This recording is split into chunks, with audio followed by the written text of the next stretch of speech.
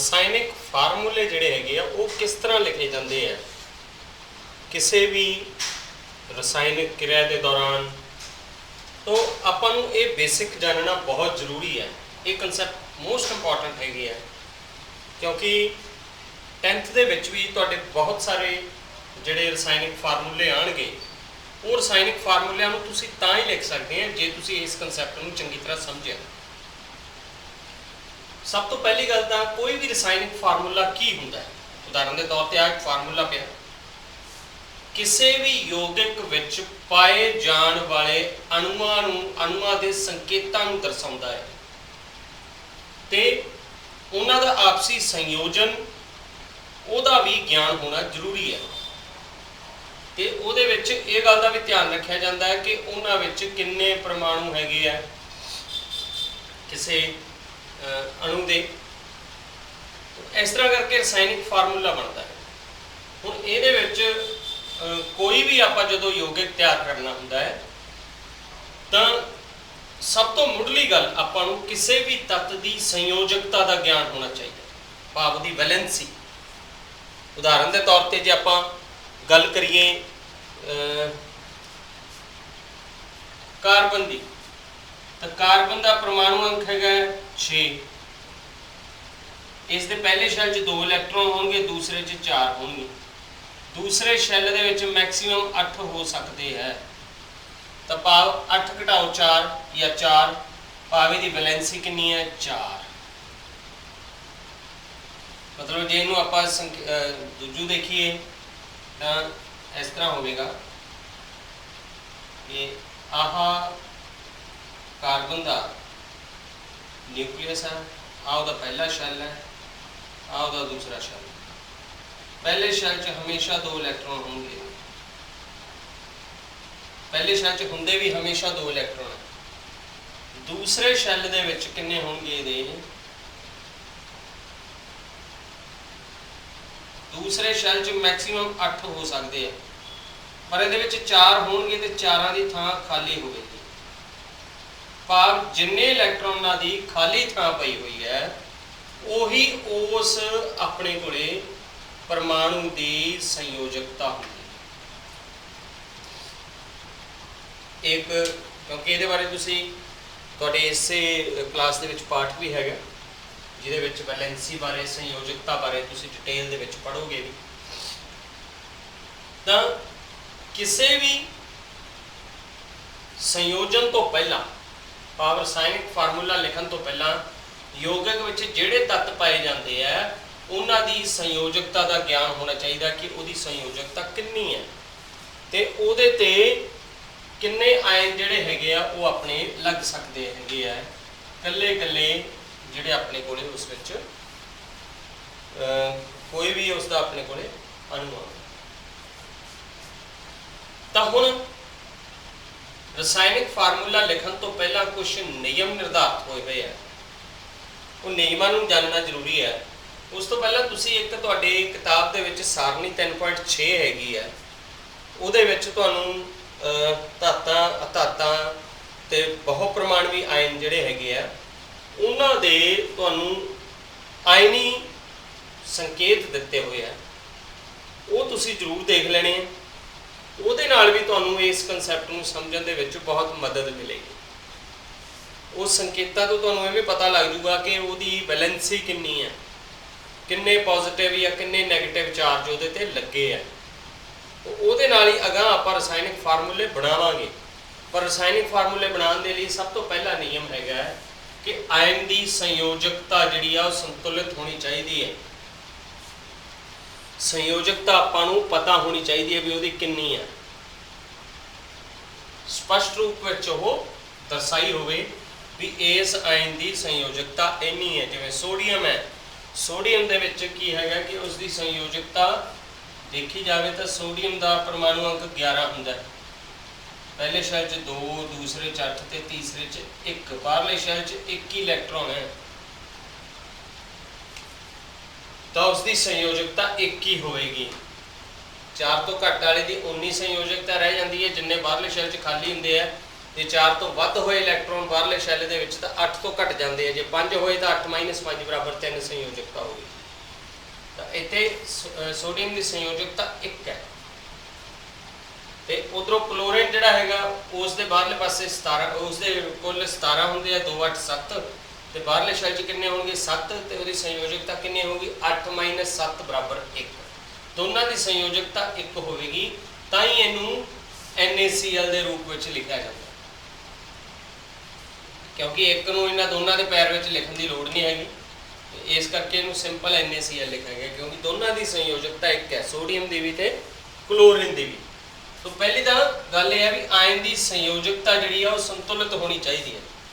दूसरे नंबर पर अपने को है कि यौगिक विच धातवी आयन पहला हो अधातवी आयन बाद में हो, जिवें सोडियम धात है क्लोरीन अधात है, तो मूरे धातवी आयन लिखा जाता है, पिछले पासे अधातवी आयन। हमेशा ही कोई भी यौगिक आप देखांगे वो मूरे धातवी पिछे अधातवी। मैग्नीशियम क्लोराइड है तो मूरे Mg जिहड़ा वो धात है तो क्लोरीन जिहड़ा वो अधात है। तो तीसरी गल यह है कि जो कोई भी बहुपरमाणवी आयन लिखा जाता है तो उन्होंने बहुपरमाणवी नूं अनुपात विच लिखण तो पहला ब्रैकेट विच कर लिया जाता है, जिवें आह SO4 हैगा अपने को, जिन्हों कि आपां सल्फेट आयन कहने हैगे। तो सल्फेट आयन क्योंकि SO दे पैर च 4 है, ये इनू ब्रैकेट विच लिख के फिर ये पैर च 3 पाया जाए। हुण 3 आ किवें आया या ये पैर च 2 किवें आया, ये आपां जानांगे अगां आपां जदों फार्मूला बनावांगे उदों आपां नूं क्लीयर होएगा। वैसे ये तुहानूं सिंपली दस देना मैं कि जिहड़ा अपने कोल SO4 हैगा भाव सल्फेट आयन है, इहदी वैलेंसी 2 है तो वो 2 एलूमीनियम के पैर च आ जाएगी, एलूमीनियम की वैलेंसी 3 है तो वो सल्फेट आयन के पैर च आ जाएगी। मतलब वैलेंसियां पैरों के विच एक्सचेंज हो जाती, वो आप देखांगे अगे भी आप किवें फार्मूले बनाने हैं अपने ये विच आउणगे भी अपने को। तो इस तरह रसायनिक फार्मूला लिखा जाता है, तो ये वाल बड़े गौर नाल ध्यान दईओ।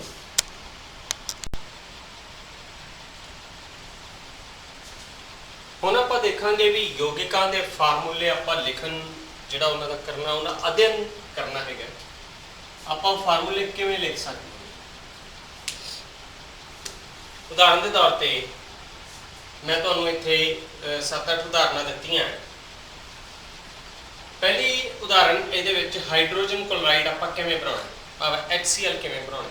तो सब तो पहला आप किसी भी यौगिक नूं तैयार करन तो पहला उस दे जिहड़े अणु हैगे उन्हां दे संकेत लिखांगे। इस विच जिवें हाइड्रोजन क्लोराइड HCl तो बनिया, आप H ते Cl लिख लांगे। हुण उन्हां दी संयोजकता आप लिखांगे। हुण हाइड्रोजन की संयोजकता 1 सी, पर यह संयोजकता क्योंकि हाइड्रोजन जिहड़ा हैगा ये धात है, इस करके इहदे ते पॉजिटिव चार्ज आएगा, इसकी संयोजकता। क्लोरीन अधात है, इस करके इसकी संयोजकता के नाल नैगेटिव चार्ज आएगा। ये गल तां तुसीं याद रखना है कि यह एक पॉजिटिव है, ये एक नैगेटिव है। तो जदों इन्हां नूं फिर लिखिया जाएगा तो इन्हां दी संयोजकता नूं क्रॉस मल्टीप्लाई करके लिखा जाता है। भाव जी हाइड्रोजन की संयोजकता हैगी क्लोरीन के पैर च लिखी जाती है तो क्लोरीन की संयोजकता हाइड्रोजन के पैर च लिखी जाती है, इस करके इन्हूं लिखा गया HCl। इस नालों तुहानूं दूसरे विच ज़्यादा क्लीयर होगा। हुण अपने कोल एक होर उदाहरण है हाइड्रोजन सल्फाइड। हाइड्रोजन की संयोजकता आपां नूं पता 1+ है, सल्फर जिहड़ी हैगी है ये की हैगी अपने कोल ये अधात है, इस करके इसकी संयोजकता 2 नैगेटिव है।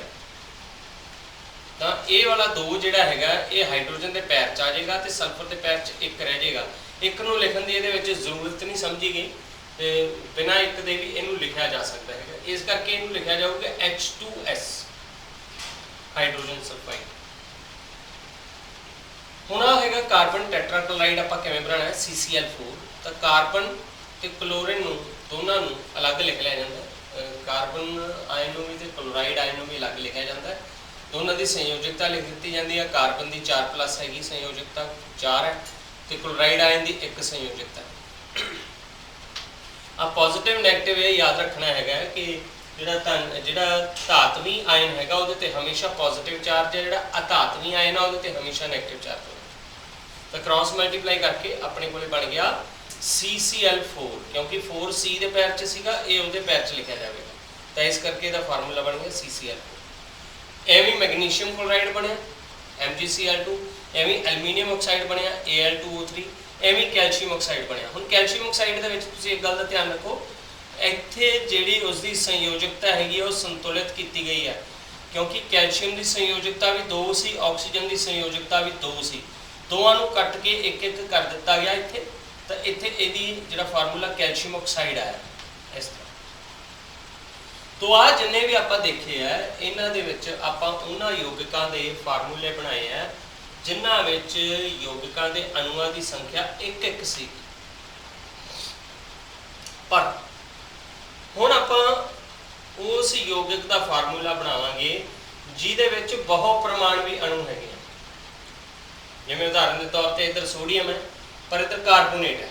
हुण कार्बोनेट जिहड़ा बहु परमाणवी है तो ये नैट चार्ज जिहड़ा हैगा वो 2 नैगेटिव है। ये धातां ते अधातां तो अलग श्रेणी में रखे गए हैं बहु परमाणवी जिहड़े आयन हैगे है उन्हां दी संयोजकता। तो इस बहु परमाणवी कार्बोनेट आयन की संयोजकता 2 नैगेटिव है, 2 नैगेटिव सोडियम की 1 है। तो जदों इनू लिखा जाएगा तो जी सोडियम की है ये कार्बोनेट के पैर च आ जाएगी तो कार्बोनेट की संयोजकता सोडियम के पैर च आ जाएगी, इस करके इनू लिखा गया Na2CO3। सिमिलरली अमोनीयम तो सल्फेट ये दोनों अलग अलग बहु परमाणवी आयन है। तो अमोनीयम की जी संयोजकता 1+ हैगी है, सल्फेट की संयोजकता 2 हैगी। तो इन्होंने जो लिखा गया सल्फेट की संयोजकता अमोनीयम के पैर के विच लिखा जाएगा। तो हुण वो नियम तुसीं याद करो बई ब्रैकेट के विच लिख के उहदे पैर के विच आपां दूसरे की संयोजकता लिखनी है। तो बहु परमाणवी आयन का तीसरा नियम सीगा कि बहु परमाणवी आयन जो है जे उस विच उन्हां दा अनुपात जिहड़ा वख आ रहा है तो एक नूं जिहड़ा बहु परमाणवी आयन उन्होंने ब्रैकेट च करना पवेगा। तो इत्थे आपां उहनूं ब्रैकेट च कीता अमोनीयम आयन, तो अपने को बन गया अमोनीयम सल्फेट। SO4 के पैर च आपां नूं कुछ लाने की लोड़ नहीं क्योंकि अमोनीयम के पैर च 1 सीगा।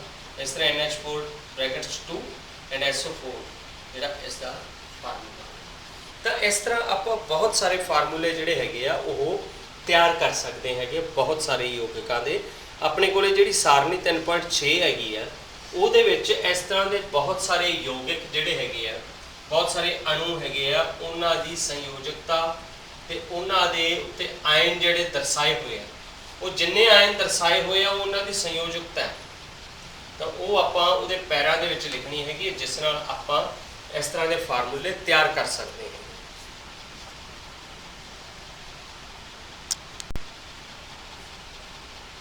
हुण अणवी पुंज की हुंदा है कि किसी भी यौगिक के जिहड़े अणु है उन्हां दे परमाणु पुंज का आपसी जोड़। जिवें उदाहरण के तौर पर आ एक नाइट्रिक एसिड है HNO3। तो इस यौगिक का आपां अणवी पुंज पता करना है। देखो हाइड्रोजन का जिहड़ा परमाणु पुंज है 1 AMU है, नाइट्रोजन का 14 U है, ऑक्सीजन का 16 U है। पर अपने को क्योंकि इतने ऑक्सीजन के 3 हैगे परमाणु इस करके 16 नूं आपां 3 नाल गुणा करांगे तो 48 U आएगा।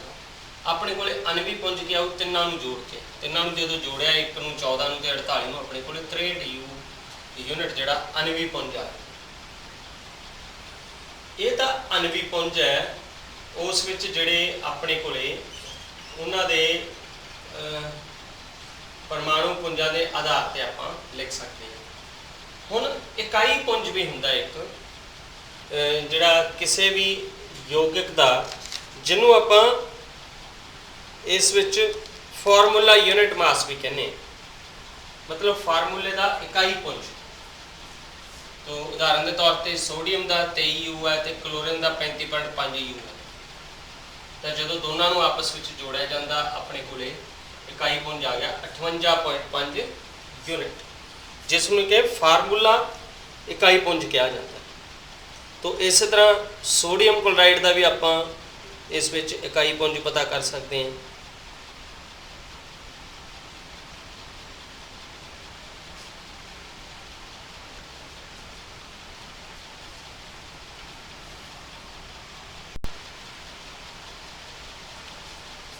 ਹੁਣ ਆਪਾਂ ਮੂਲ ਕਨਸੈਪਟ ਬਾਰੇ ਜਾਣਾਂਗੇ, ਜਿਹੜਾ ਕਿ ਇਸ ਪਾਠ ਦਾ ਆਪਣੇ ਆਖਰੀ ਟੌਪਿਕ ਹੈਗਾ। ਉਦਾਹਰਨ ਦੇ ਤੌਰ ਤੇ ਦੇਖੋ, ਆਪਣੇ ਕੋਲੇ ਹਾਈਡਰੋਜਨ ਤੇ ਆਕਸੀਜਨ ਦੇ ਸੁਮੇਲ ਤੋਂ ਪਾਣੀ ਬਣਦਾ, ਪਰ ਉਸ ਦੇ ਵਿੱਚ 2 ਅਣੂ ਹਾਈਡਰੋਜਨ ਦੇ ਵਰਤੇ ਗਏ ਆ, 1 ਅਣੂ ਆਕਸੀਜਨ ਦਾ ਵਰਤਿਆ ਗਿਆ ਤੇ ਉਸ ਤੋਂ ਆਪਣੇ ਕੋਲੇ 2 ਅਣੂ ਪਾਣੀ ਦੇ ਬਣ ਗਏ। ਤਾਂ ਇਸ ਦੇ ਵਿੱਚ ਆਪਾਂ ਨੂੰ ਪਰਮਾਣੂ ਜਾਂ ਅਣੂਆਂ ਦੀ ਸੰਖਿਆ ਪਤਾ ਲੱਗ ਰਹੀ ਹੈ ਇਹਨਾਂ ਦੇ ਆਪਸੀ ਮੇਲ ਦੇ ਨਾਲ ਉਹਦੇ ਵਿੱਚ ਕਿੰਨੇ ਪਰਮਾਣੂ ਜਾਂ ਅਣੂ ਵਰਤੇ ਗਏ। ਪਰ ਜੇ ਆਪਾਂ ਪੁੰਜ ਤੇ ਨਿਰਧਾਰਤ ਦੇਖੀਏ ਤਾਂ 2 ਹਾਈਡਰੋਜਨ ਦੇ ਅਣੂਆਂ ਦਾ ਪੁੰਜ 4 ਯੂਨਿਟ ਹੈ, 4 AMU। 4 ਯੂਨਿਟ ਜਿਹੜਾ ਆਪਾਂ ਪਰਮਾਣੂ ਪੁੰਜ ਕਿਹਾ ਇਹਦਾ, ਪਰ ਅਣਵੀ ਪੁੰਜ ਇਸ ਦਾ ਗ੍ਰਾਮ ਦੇ ਵਿੱਚ ਲਵਾਂਗੇ ਆਪਾਂ। ਇਸੇ ਤਰ੍ਹਾਂ ਆਕਸੀਜਨ ਦਾ ਜਿਹੜਾ ਹੈਗਾ 32 ਯੂਨਿਟ ਆਵੇਗਾ, ਕਿਉਂਕਿ ਆਕਸੀਜਨ ਦਾ ਪਰਮਾਣੂ ਪੁੰਜ 16 ਹੁੰਦਾ, ਪਰ ਇੱਥੇ ਕਿਉਂਕਿ 2 ਹੈਗੇ ਇਸ ਲਈ 16 ਤੋਂ 32 ਹੋ ਜਾਏਗਾ। ਐਵੇਂ ਇੱਥੇ ਹਾਈਡਰੋਜਨ ਦੇ 4 ਹੈ ਕੁੱਲ। ਹਾਈਡਰੋਜਨ ਦਾ ਜਿਹੜਾ ਅਣਵੀ ਪੁੰਜ 1 ਯੂਨਿਟ ਹੁੰਦਾ ਹੈ, ਤਾਂ 4 ਦੇ ਕਰਕੇ 4 ਯੂਨਿਟ ਹੋ ਗਿਆ। ਤਾਂ 4 ਯੂਨਿਟ ਹਾਈਡਰੋਜਨ ਤੇ 32 ਯੂਨਿਟ ਪੁੰਜ ਦੇ ਆਕਸੀਜਨ ਦੇ ਨਾਲ ਆਪਣੇ ਕੋਲੇ 36 ਯੂਨਿਟ ਪਾਣੀ ਬਣ ਗਿਆ। ਤਾਂ ਇਹ ਅਣਵੀ ਪੁੰਜ ਤੇ ਆਧਾਰਿਤ ਹੋਇਆ ਇਸ ਦੇ ਵਿੱਚ।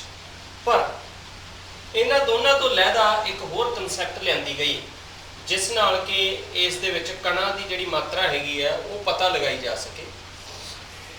ਹਾਲਾਂਕਿ ਇਹ 1967 ਦੇ ਵਿੱਚ ਕਨਸੈਪਟ ਆਈ ਸੀਗੀ, ਮੂਲ ਕਨਸੈਪਟ ਜਿਹੜੀ ਹੈ।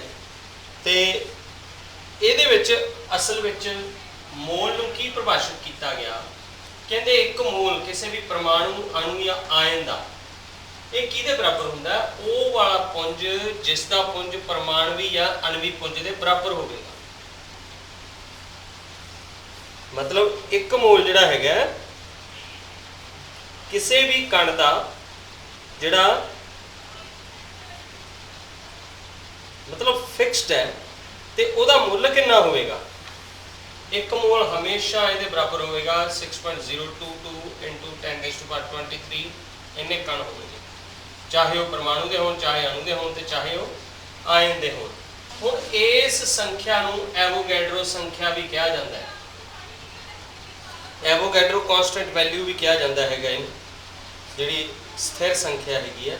ਹੁਣ ਇਹ ਮੋਲ ਨੂੰ ਜੇ ਆਪਾਂ ਪਤਾ ਕਰਨਾ ਹੋਵੇ ਕਿਸੇ ਦੇ ਵਿੱਚ, ਤਾਂ ਮੋਲ ਸੰਖਿਆ ਕਿਹਦੇ ਬਰਾਬਰ ਆਵੇਗੀ? ਜਿਵੇਂ ਹੁਣ ਉਦਾਹਰਨ ਦੇ ਤੌਰ ਤੇ ਆਪਾਂ ਨੂੰ 52 ਗ੍ਰਾਮ ਹੀਲੀਅਮ ਦੇ ਮੋਲ ਦੀ ਸੰਖਿਆ ਪਤਾ ਕਰਨੀ ਹੈ, ਤਾਂ ਹੀਲੀਅਮ ਦਾ ਪਰਮਾਣੂ ਪੁੰਜ ਆਪਾਂ ਨੂੰ ਪਤਾ ਹੋਣਾ ਚਾਹੀਦਾ 4 ਯੂਨਿਟ ਹੈ। ਅਣਵੀ ਪੁੰਜ ਉਹਦਾ ਆਪਾਂ AMU ਦੀ ਜਗ੍ਹਾ ਗ੍ਰਾਮ ਲਿਖ ਦਾਂਗੇ। ਮੋਲ ਸੰਖਿਆ ਦਾ ਆਪਾਂ ਨੂੰ ਦਿੱਤਾ ਪੁੰਜ ਕਿੰਨਾ? 52 ਗ੍ਰਾਮ। 52 ਨਾਲ 4 ਵੰਡ ਦਾਂਗੇ, ਆਪਾਂ ਆਪਣੇ ਕੋਲ 13 ਮੋਲ ਸੰਖਿਆ ਆ ਜਾਵੇਗੀ। ਤਾਂ ਇੱਕ ਮੋਲ ਜਿਹੜਾ ਹੈਗਾ ਇਹ ਆਪਣੇ ਕੋਲੇ ਜਿਹੜਾ ਆ ਜਾਏਗਾ। ਤਾਂ ਇਹ ਕਨਸੈਪਟ ਥੋੜੀ ਪਹਿਲਾਂ ਨਾਲੋਂ ਅਲੱਗ ਹੈ, ਕਿਉਂਕਿ ਮੂਲ ਕਨਸੈਪਟ ਇਸ ਤੋਂ ਸੌਖੇ ਢੰਗ ਨਾਲ ਆਪਾਂ ਨੂੰ ਇਹਨਾਂ ਦੇ ਵਿੱਚ ਪਏ ਹੋਏ ਕਣਾਂ ਬਾਰੇ ਦੱਸ ਦਿੰਦੀ ਹੈ ਬਈ ਕਿਸੇ ਵੀ, ਚਾਹੇ ਉਹ ਇਕੱਲਾ ਅਣੂ ਹੈਗਾ, ਚਾਹੇ ਉਹ ਯੋਗਿਕ ਰੂਪ ਵਿੱਚ ਹੈ, ਉਹਦੇ ਵਿੱਚ ਕਿੰਨੇ ਕਣ ਪਏ ਹੋਏ ਆ ਉਸ ਨੂੰ ਇਹ ਦਰਸਾਉਂਦੀ ਹੈਗੀ ਆ।